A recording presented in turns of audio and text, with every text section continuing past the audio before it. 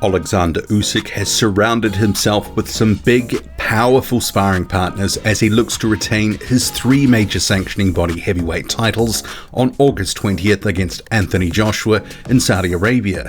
A win will place another brick in the wall of his rapidly growing legacy.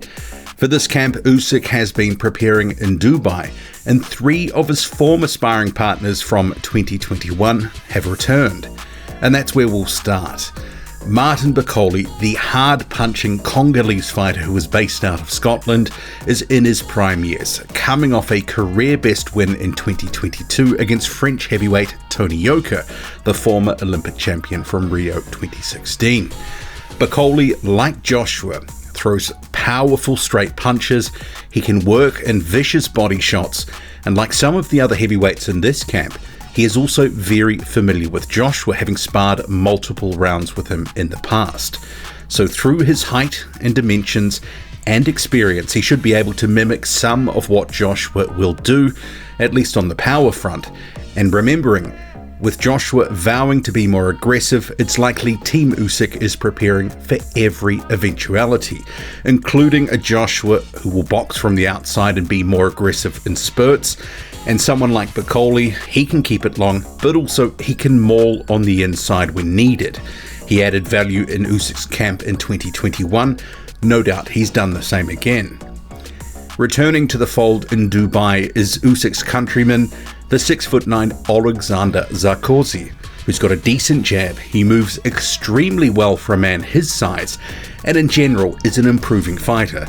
This is very good experience for Usyk as he looks to break through to fringe contender status, and for Usyk, getting inside Zakosi's big reach advantage is no doubt going to foreshadow some of what's to come against the longer Joshua, who has the natural height and reach advantages, which were not used to great effect in the first fight.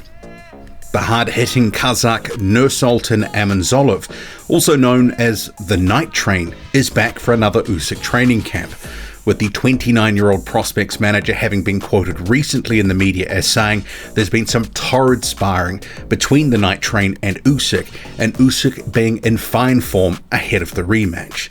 And like many others on this list, Nursultan Amanzolov is familiar with Joshua, having sparred multiple rounds previously with him. And also like Joshua, Amanzolov has an 82-inch reach, which no doubt gives Usyk a good yardstick of where he needs to be in front of his man to move, react, counter, etc. The hard-punching, unbeaten Nigerian prospect Rafael Ekpejori, who fights out of the United States, is a new face in Usyk's Dubai camp. So too former title challenger Gerald Washington, and also well-travelled sparring partner and now coach Malik Scott.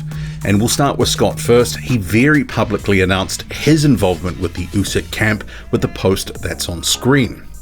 It is a little unclear if Scott has been sparring with Usyk or advising in a technical capacity, or a bit of both. Remembering though, Yuri Chichenko is at the helm on the training front for Usyk. But regardless of what level of Scott's involvement has been, Scott has always been sought out for his technical prowess, the advice he can impart, so he can probably help game plan for the expected adjustments from the Joshua camp for the rematch. Getting back to Gerald Washington, who now trains under Malik Scott, he has the same dimensions as Joshua for both height and reach, 82-inch reach, 6'6" in height. He's got a good jab, and he is also heavier-handed than many people realise. And for Ekpejori, this will also double as a good learning experience as he looks to progress his career from prospect level to fringe contender level. Also in camp has been the Oleksandr Usyk managed light heavyweight Daniel Lepine.